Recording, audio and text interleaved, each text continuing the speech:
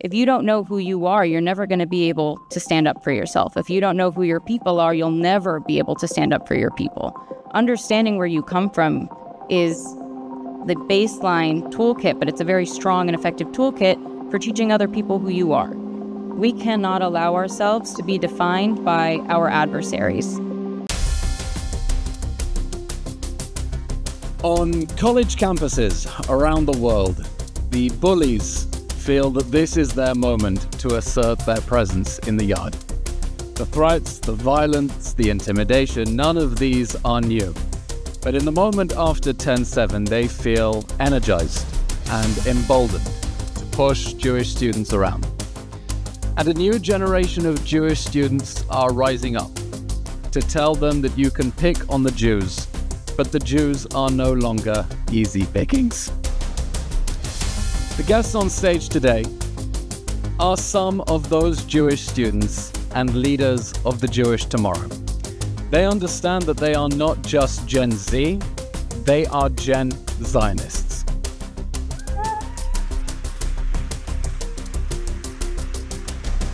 And that being a Zionist means standing up to the bullies. You don't let them push you around. You don't let them call you names. You don't let them make you be ashamed of who you are. You stand up for yourself, you stand up for each other, and you stand up for your Jewish brothers and sisters in need, wherever they may be. Breaking news out of Israel this morning. Shocking hostage taking. Hundreds of Israelis are dead. I want to bring in Israeli government spokesman. Eylon Levy. What happens when the 4-day pause? How do you resolve this? Where does this go? Alyssa, Charlie, Maya, and Avi are 4 of the 8 contributors who are here at the conference today of Young Zionist Voices. I was too old to write a contribution at the grand old age of 33. So David very kindly let me write the forward. And today we're going to have a conversation. We're going to catch up and take stock on what has happened over the last year, and specifically what lessons we have learned about how to fight back, about how to stand up to the bullies and take control and take responsibility. Because, as we'll discuss, one of the most inspiring things that has happened since 10/7 has been the way that the Jewish community, and especially the young generation, have taken responsibility and not waited for other people to seize the gauntlet. They've seized it themselves, and they are determined to drive a new agenda to take responsibility for our future. So I'll let you each say in a word, introduce yourselves, and then let's get cracking with an interesting conversation. Alyssa. Hello, everybody. Alyssa Bernstein. I'm the Assistant Director of American Jewish Committee here in Los Angeles. Bay Area native. My bat mitzvah party was here, and I'm so excited for being here with all of you, and thank all of you for being here today. Thank you.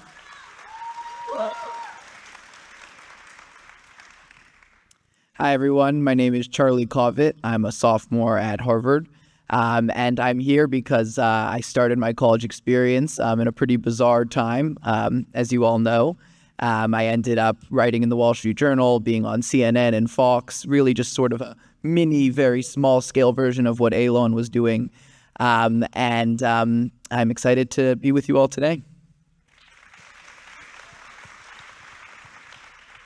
Hi, everyone. I'm Maya Platek. I'm a senior at Columbia University, where I am the student body president of my undergraduate college. I am Israeli, but I was born and raised in Japan, and I've been doing my part in advocating for Israelis and Jewish students on campus.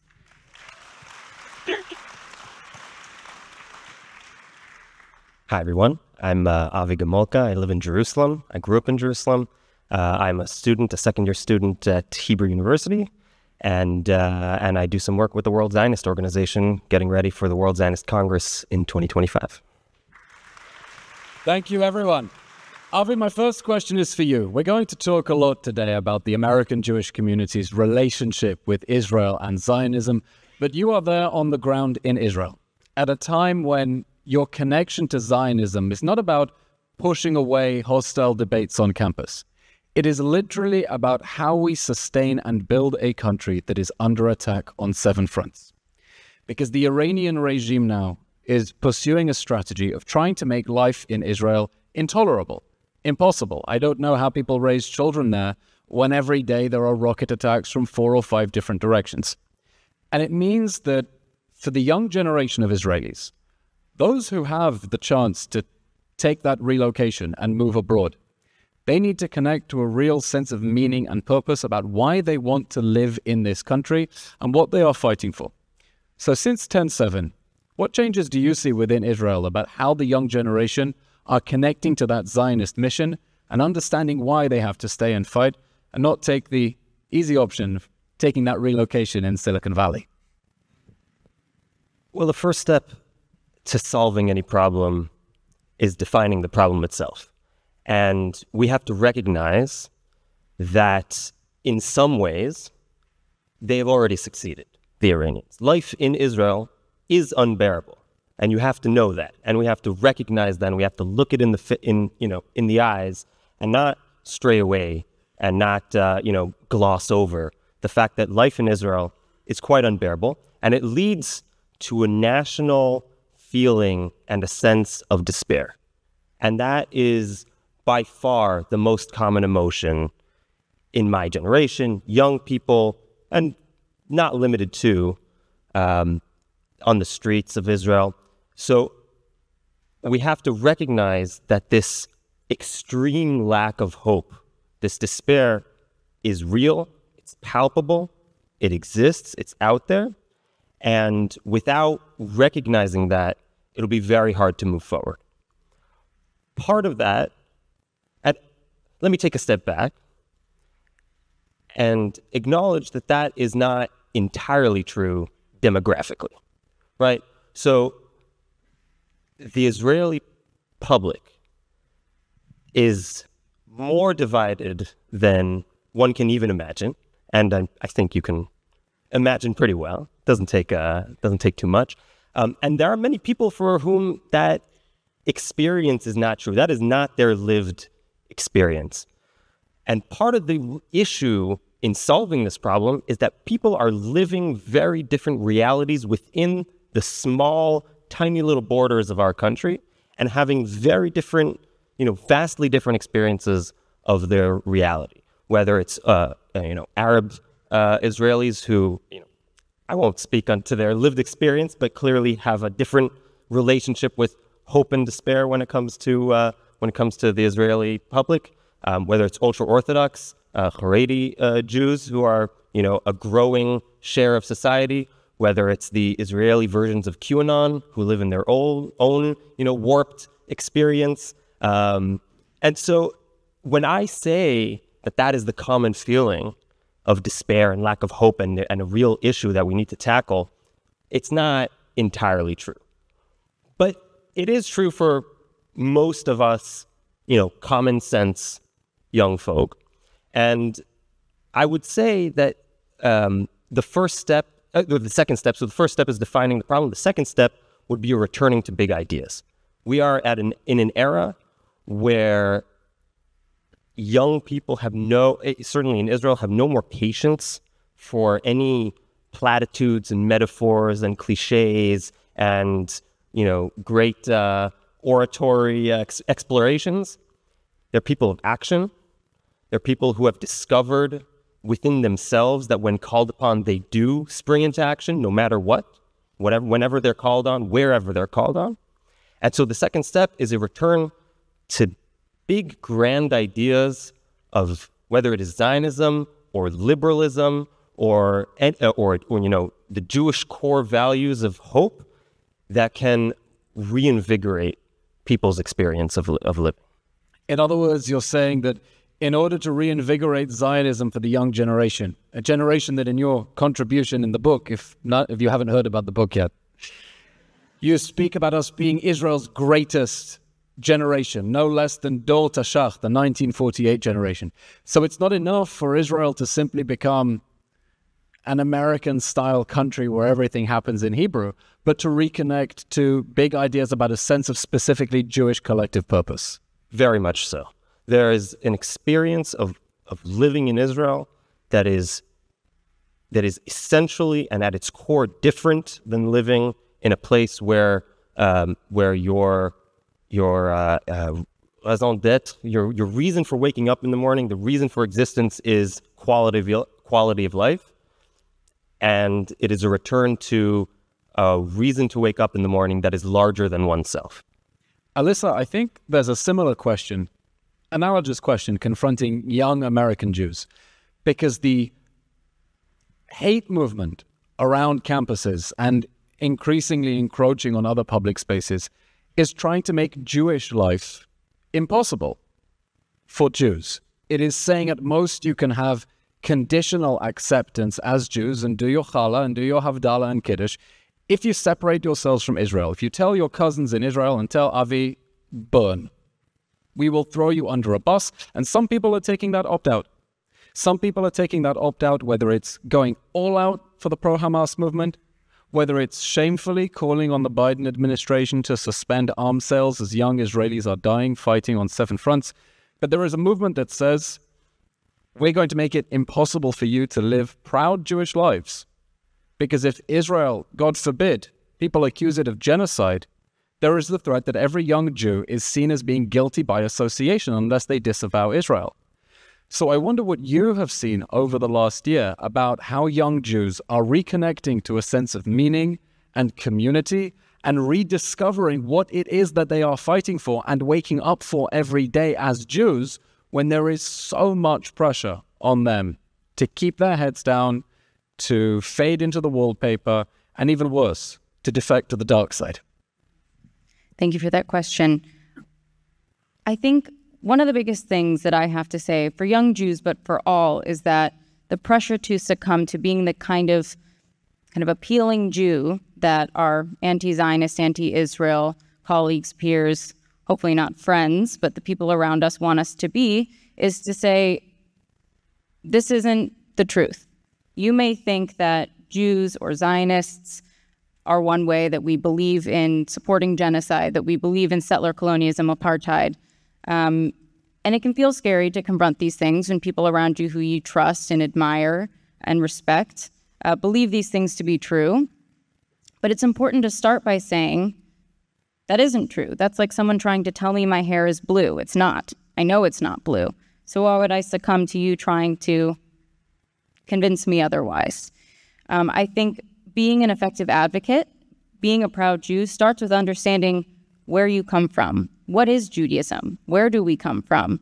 What does it mean for me to be a Jew? What was my Jewish experience and upbringing? How do I connect to this community, this practice? If you don't know who you are, you're never going to be able to stand up for yourself. If you don't know who your people are, you'll never be able to stand up for your people. Understanding where you come from is the baseline toolkit, but it's a very strong and effective toolkit for teaching other people who you are. We cannot allow ourselves to be defined by our adversaries. We have seen decades where that was the case, where we felt, I don't want to put a target on my back. I don't want to experience prejudice. We just got to this country from either, Europe or the Middle East and North Africa. I just escaped genocide. I don't want to cause any trouble.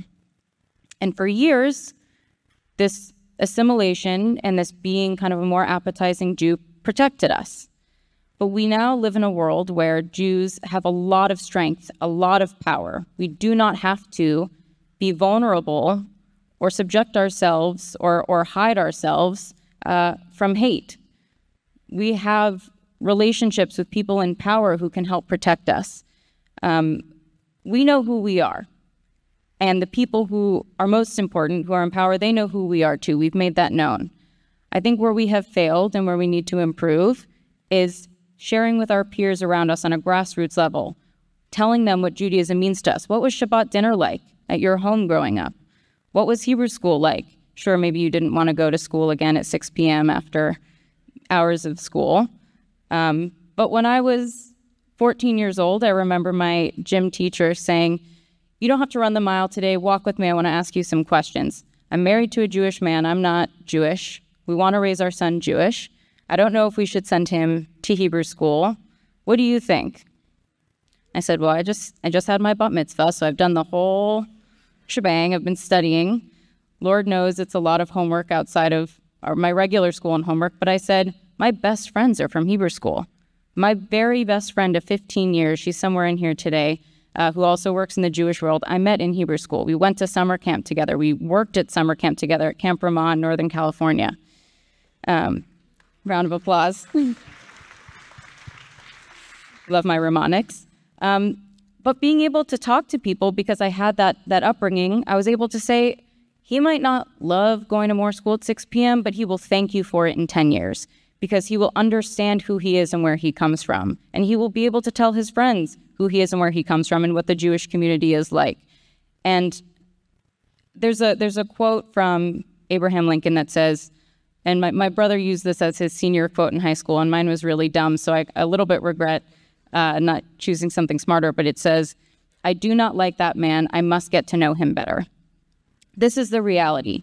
If people do not like you, it is because they do not know you.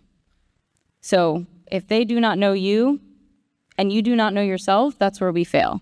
So get to know your community. Go back to shul, send your kids to Hebrew school, send them to Jewish summer camp. Exactly. Bring them to the JCC. And then they can be the next generation of fighters and leaders and advocates. That's such an important point, that precisely when there is so much pressure on young Jews to back off, now is the time to lean in and to engage in more Jewish activities, and specifically in Jewish activities that are increasingly Israelized, because Jewish culture is now increasingly Israeli culture. We see it in the cuisine, the food that we've had here, the music, what counts as Jewish music now, and that will create the real strong cultural connections. Maya, you go to one of the most hostile campuses against Israel, Columbia. You've had a few problems there, a tentifada problem. And I want to ask you, what do we do about the Jewish anti-Zionists? I interviewed your colleague, Professor Shai Davidai, on my podcast, State of a Nation. I asked him this question. He said, I have no problem with them because I know for every one Jewish anti-Zionist student, I get 20 emails from their family saying, please do something, they're a shonda. So I know for every one anti-Israel Jewish student, he has 20 Zionist family members. But these are people who have fully defected to the dark side. And I feel that the debate isn't even, they don't think that the Jewish people have a right to their own country. They don't think we're one people anymore. They look at their brothers and sisters in Israel and say, we're just not the same tribe. We're not the same people. We're not the same collective. And that means the problem is much, much deeper than misperceptions about this military action, policy in Gaza. What do we do about them? So you're very, very right in the sense that I would say that the Jewish movement has become more and more Israeli, especially on our campus. I would say that the world is completely different between before October 7th and after October 7th, especially within Jewish communities. I would say that a lot of Jews that identify as Zionist are much more willing to acknowledge their Israeli identity, their relationship to Israel nowadays than they were ever before. You see, I honestly never really had conversations about me being Israeli, about our Israeli identity as Jews until after October 7th in these spaces. But at the same time, there's always been an anti-Israel sentiment issue at Columbia, and I would say a lot of other institutions. And it's very, very easy to be pressured into trying to disconnect yourself from that sort of environment. And unfortunately, when you have faculty members that are continually legitimizing the end of the existence of Israel, that are continually villainizing our existence and are trying to make it so that Jews don't necessarily feel comfortable in acknowledging their Israeli identity, you come across this problem where you see this divided people amongst Jewish communities, especially amongst younger Jewish communities who no longer identify as much with Israel. But at the same time, I do want to say... But it's not just not identifying with Israel. It's not identifying with the sense of a global Jewish tribe. Yes. So I would want to say quickly that firstly, many of these Jews are a really drastic minority. They're probably 1 in 10. Albeit that it is an issue. It is a complete issue. That doesn't sound like a drastic minority. That's quite a significant minority. Yeah. And ultimately, I think that going forward, the only way forward is to make sure that we are proud in our Jewish identity, that we reiterate the fact that we are a part of one tribe. I would say that it's been an effort for the last few decades. This didn't just start now. This has been an effort to continually misinform people, to continually divide people across the diaspora, and breaking up Jewish identity away from Israel, away from one tribe. And we have an obligation to make sure that when looking forward, we're educating future Jews, like future Jewish leaders, future Jewish students, that they feel entirely connected to their roots. They feel entirely connected to their people. And ultimately, the reality is it failed with a lot of these students. And I'm not sure what we can do beyond having difficult conversations with them. Some of them are too far gone, but it's not too late to change course. I think that going forward, we have to prioritize the younger generations and building this narrative that we are a part of one tribe, to rebuild our connection to these people. Honestly, a lot of people have redefined themselves within this one tribe identity after October 7th. I think a lot of people actually lost their way and came back to it after October 7th, which means that it's not too late. There are a lot of people that are still willing to change their minds. Charlie, hopefully some of these people will be willing to change their minds, but it's not easy in a context, and you go to Harvard, so I use the word context, in which we have a whole ideological superstructure that is telling a hostile story about us, that divides the world into oppressors, oppressed, victims, victimizers, and places the Jews, not just Israel, Jews, on the side of the oppressor and of the victimizers. That is a story, a way of thinking that they have fallen into. And it's a threat that we have to be open and acknowledge this. And Zach spoke about the need in Israel for a commission of inquiry, and there needs to be soul-searching in the diaspora about what went wrong. We missed it. The diaspora did not take this threat seriously and was therefore shocked when October 7th happened and there was an outpouring of support for Hamas. They didn't understand where it was coming from because they hadn't been following the intellectual undercurrents. I wonder why you think that the Jewish establishment in the diaspora missed those intellectual undercurrents such that they were shocked when what happened on campuses after October 7th. Well, look, I think that there's a couple different problems embedded there. The first is that, it's really interesting to look at the events calendars of all of the different centers at Harvard. If you go to the Center for Middle Eastern Studies, or even centers that you wouldn't think have anything to do with Israel, like there's a Health and Human Rights Center, there's a Center for Equal Justice in America, something like that. And if you just look at the events that they're having, almost every single one is about, lack of abortion rights in Gaza in the context of the last year because of the war. Or there was just an event on femicide, on scholasticide. They've come up with all of these different forms of side that they can use in relation to Gaza. It's not just a genocide, in case you weren't aware.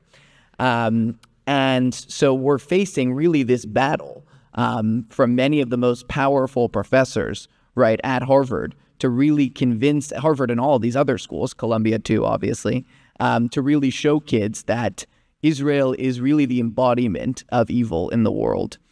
So that's the first thing, right? It's this very powerful current. And there really is not anyone fighting back against it other than, maybe Hillel and Chabad having the occasional, Israeli government official come speak that, maybe 20 kids will show up to. But the other thing is that we talk a lot about, these quote unquote as a Jews, right? The Jews who are, supporting Hamas and, or have this sort of fantasy idea that Israel could just be a binational state, from the river to the sea. Because if you look at the rest of the Middle East, right, one majority Muslim state has really worked out for the Jews, right, whenever we've tried that so far. So that's another great idea. You're a student of history? So, we're fighting back against that. But the overwhelming majority of Jews at Harvard, and I think on most of these campuses, really just don't care. They hear people screaming Intifada, and they hear us saying, no, this is anti-Semitism.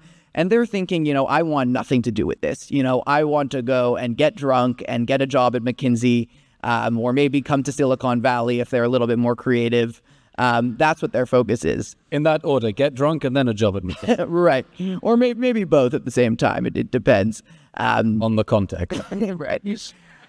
And, Hillel and Chabad and the existing Jewish organizations, as great as they are, they're not appealing to those Jewish students that probably, if anything, think that these, the Tentifada kids are pretty annoying, but really want nothing to do, don't want to deal with the politics, don't want to deal with the stress and the stigma. And there is real social stigma of being associated with Israel. I think that these, the Israeli kids at Harvard are some of, the coolest kids. There's none of them in the sort of, elite at Harvard instead of fraternities. There's these things called final clubs. There's not a single Israeli in a final club, and there's really only a handful of, observant Jews.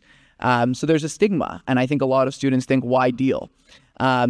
So what we've been trying to do at Harvard is we're thinking now, and this is really student-led, how can we give kids an incentive to care about Israel and the Jewish people? So one thing that we've been trying out in the last year is we've been bringing in, amazing entrepreneurs and business people who have a connection to Israel, who, whether that's, they served in the army or they started their career in Tel Aviv, and bringing them to speak on campus. And in the last few months, we've had 400 kids, half of them not Jewish, come to these events with entrepreneurs from both Harvard and MIT, the two best schools in the country. I'm sorry if that offends the Stanford people in the room. But to come in here, because at the end of the day, you have to give kids, what does the other side have to offer, right? They have, Kafia Thursday, right? There's not even free. Is that a real thing? That is a real thing. Can you explain for the uninitiated among us what Kafia Thursday is? Kafia Thursday is a long-standing tradition at Harvard. It's pretty obvious. Everyone wears a kafia, and it really has become, you see a lot of, the good-looking kids on campus are wearing their kafias. I was talking about it with some of my Israeli friends over the summer, and we said, it's not even like they give free baklava. They're literally all that they're offering is a kafia that you have to pay for. And by the way, they're all made in China. And some of them may be Indonesia, in fairness, but they're definitely not from anywhere in the Middle East. And we thought, there's so much that the Jewish world has to offer, right? So much amazing talent and opportunity, right, and fun.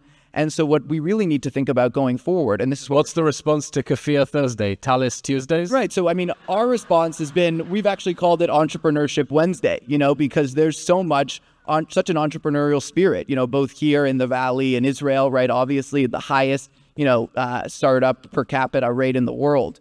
When all that they have to offer is kafias, and we have so much more as a people, as Jews and as Israelis, there's no reason that we shouldn't be winning this battle. And that's a critical point. I think showing your peers that the bullies and the nutters have gone too far, and that they want to tear things down while you want to build, and that Jewish students are the ones who want to help everyone else prosper and grow and not tear down the institutions that have built this country. Alyssa, following on from that, I wonder how you see advocacy as having changed over the last year. Not specifically the overall message, but the tactics. A lot of people are looking at the pro-Palestinian movement and saying, wow, they really know what they're doing. They're so on brand, they're so on message, they're so organized. Maybe we need to do more like them. And then other voices that will come and say, no, we shouldn't try to emulate them. But there are new patterns of community organizing, of speaking out, of new organizations and clubs. What are you noticing? How are Jewish students mobilizing now in a different way to speak up? I will start with big picture, and then I'll go to specific tactics, because I think the former leads into the latter. As I mentioned before, primarily what we need to be focusing on is ensuring that our kids, our rising generation of leaders, love being Jewish. I was raised in a home where we had Shabbat every week. I maybe didn't always love that I couldn't hang out with my friends on Friday, but my parents said, you can bring them to Shabbos. They can come here. And Friday night became the warmest, most amazing Jewish experience. I went to summer camp. My best friends are from summer camp and from Hebrew school. All of my closest friends are Jewish, not because I want to only sequester myself to Jewish communities. It just so happens that they tend to be my favorite people. And with that baseline, when I got to college, I went to Occidental College, and I witnessed anti-Zionism and anti-Semitism. I already had a fire inside me that inspired me to speak out, that inspired me to email the administration and say, you're not protecting us and you're not supporting us and we need help. You know, when you're serving latkes and bacon as the Jewish option on Hanukkah, that's a problem. When you're serving bagels that was a real thing. That was a real thing. They served bagels as the Jewish cultural option on Pesach. I mean, it was pretty unbelievable. So I had an understanding of where I came from, which allowed me to speak out. That baseline is super important. Everything else, in my opinion, are kind of complementary, but I need to really press that the most important thing is raising our kids to really love being Jewish, because they'll want to stand up for themselves more. In terms of tactical response, I know, I'll get there. We have started to do a better job of our grassroots organizing. Historically, we have done an exceptional job at our top-down approach, meeting with members of our government, with CEOs of tech companies, and other leaders in the private sector. Top-down approach, great. We do a really good job of the closed doors, kind of quiet advocacy. But a lot of people don't know what's being said behind those closed doors, and there are a lot of people who don't have access to those meetings, who don't have relationships with these elected officials or CEOs that want to do something, and they don't know what to do or how to channel their energy. We have started to do a much better job at saying, here's what's happening at your local city council. This is a ceasefire resolution that's coming up that's riddled with misinformation. This is what time they're meeting. This is the location. Here is a template testimony that you can give. Go forth and raise hell. And we started to do that more, which is great. We've also started to do a better job on social media, but we need to do even better. That's one of the things I think that we can learn from our adversaries. By no means should we fall into the trap of spreading misinformation because it's frankly a lot sexier and easier to spread. We're great at nuance, but people are really bored by nuance. We should not fall into that trap, but we need to do a better job at making advocacy appealing, fun, and energizing. It is very easy to rally behind hate, but you lose a lot of energy doing that. We have our entire advocacy movement centered on love, which can be a bit of a slower process, but I think it's something that energizes us and allows our advocacy to be much more fruitful long term. We have to take it day by day, but we have to do a better job at getting people excited. And I think on social media, that's one of the things that we really need to learn from our adversaries. Thank you. Speaking about getting people excited, I want to end on a message of hope, but I don't want to end with the cliche of asking what makes you hopeful, because as Rabbi Amitai Freeman taught us, hope is optimism plus a plan. So I want you all on one leg. You don't have to stand. You can do it sitting down. It's a metaphor. To explain to the people in the audience today what they can do to empower other young Zionist voices like you and to create more. I'll start with one of my own. There are some astonishing Gen Zionist heroes who since October 7th have done incredible things, often paying the ultimate price on October 7th. I want to see every Jewish school in the world naming a room in honor of a Gen Zionist hero. I think that Anna Shapiro, who tried to save his friends by throwing 7 grenades out of a rocket shelter until the 8th took his life and probably Hirsch Goldberg Polin's arm as well, deserves a room named after him in every school. I was in Vancouver just now. One of their alumni, Ben Mizrahi, was killed at the Nova Festival using his experience as a combat medic to try to save lives. I think every Jewish school needs to have a Ben Mizrahi room as well. Give young Jews a way to honor the heroes and the role models their age. So standing on one leg, in one sentence, how can the audience today empower more young Gen Zionist voices like you? Lean into the discomfort. That can mean a million things, and I know it sounds vague. But when you feel that you've reached your limit, when you feel that everybody's against you, when you feel like there's nothing more that you can do, lean in and do more. The people around you who want to act but don't know where to start, they only need one person to show them that it's possible to act in the face of hate when you are fearful and when you feel uncomfortable. So when you feel you're most uncomfortable, step forward even further. Thank you, Alyssa. Charlie. You know, my parents are super secular, and they always say that the reason they sent me and my siblings to Jewish school is because the Jews are the best club in the world, and they wanted us to get to be part of that club. So what I would say is that make sure, you know, that you're welcoming people into that club. You know, when you're interviewing someone for a job, or you're recommending someone for a position, you know, at a university or as a student who's applying to college, you know, really reinforce for them that they're part of this club and that that's why you're helping them out. You know, that's what we're trying to do at Harvard, and that's what I think we have to be doing at campuses around the country, is showing kids that they are part of really the best family in the world. As Groucho Marx said, I wouldn't want to be a member of any club that will have me.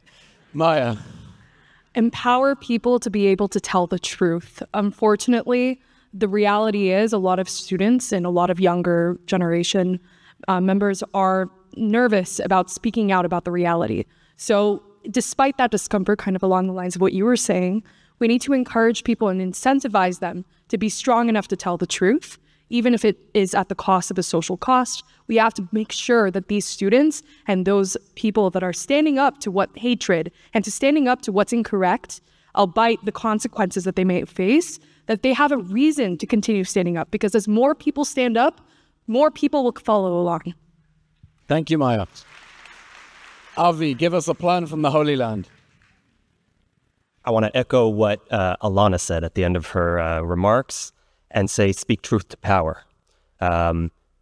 We've had a moment of clarity on the forces of good and evil, of right and wrong over the past year. We know now with perspective on where everybody stands on those issues, and we need to speak truth to power. My unpopular opinion is that politics are something to be leaned into and not shied away from. For the TV show nerds out there, I like to say politics are one part The West Wing, one part House of Cards, and one part Veep. And they create a vacuum together that is both inspiring and dark and sometimes downright clownish. And if you leave that vacuum to other people, it'll just be filled with frustration and darkness. And it is our job to, roll up our sleeves, get off the fence, as Zach mentioned earlier, and dirty our hands and get involved. Thank you, Avi. Please give a round of applause to our Gen Zionist panelists.